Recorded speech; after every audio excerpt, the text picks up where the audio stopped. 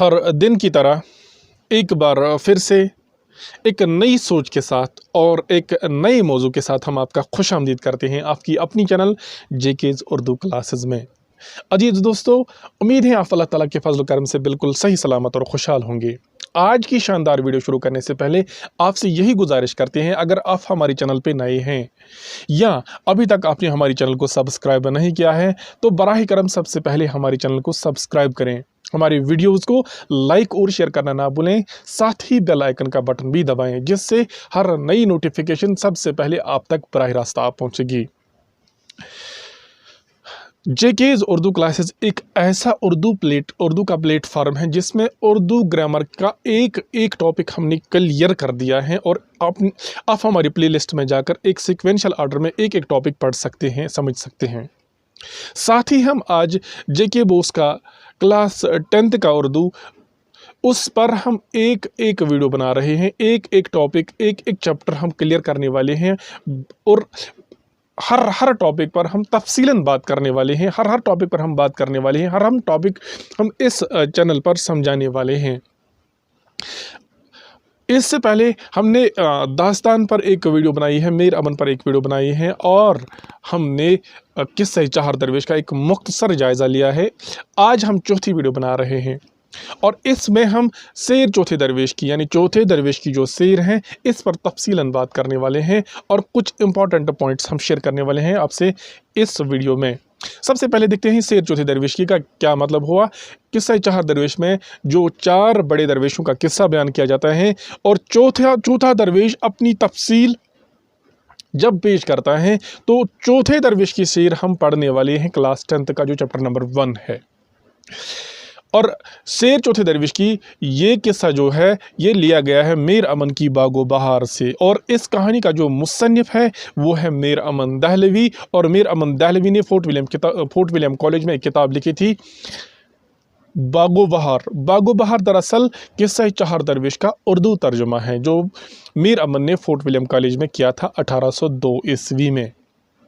तो चलिए अब देखते हैं शेर चौथे दरवेश में इस दास्तान में कौन कौन से किरदार काम करते हैं, उन पर एक नज़र डालते हैं।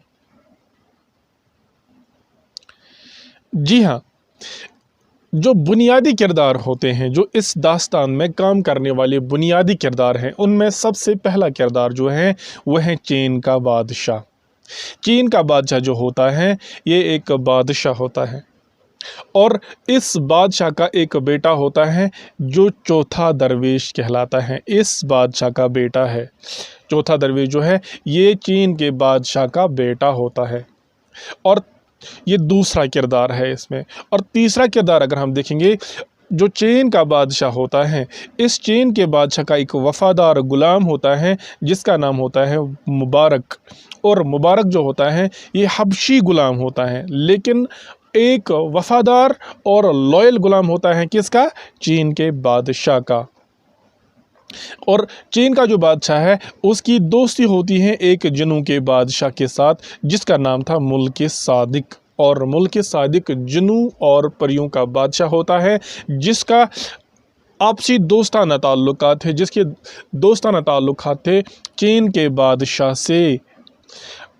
तो सबसे पहला ये चीन के बादशाह का बेटा जो है ये है चौथा दरवेश, इसकी शेर हम पढ़ने वाले हैं।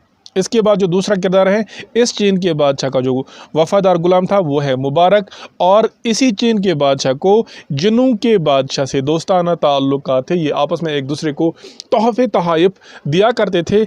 उसका नाम था मुल्क सादिक। मुल्क सादिक के साथ चीन के बादशाह की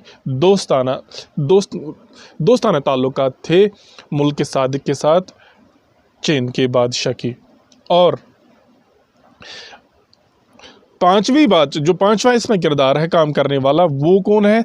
वो है चीन के बादशाह, जो चीन का बादशाह है इसका भाई, चीन के बादशाह का भाई यानी शहजादे का चचा।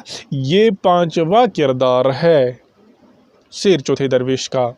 और इस जो शहजादे का चचा होता है उसकी एक बेटी होती है, उसका नाम होता है روشن اختر۔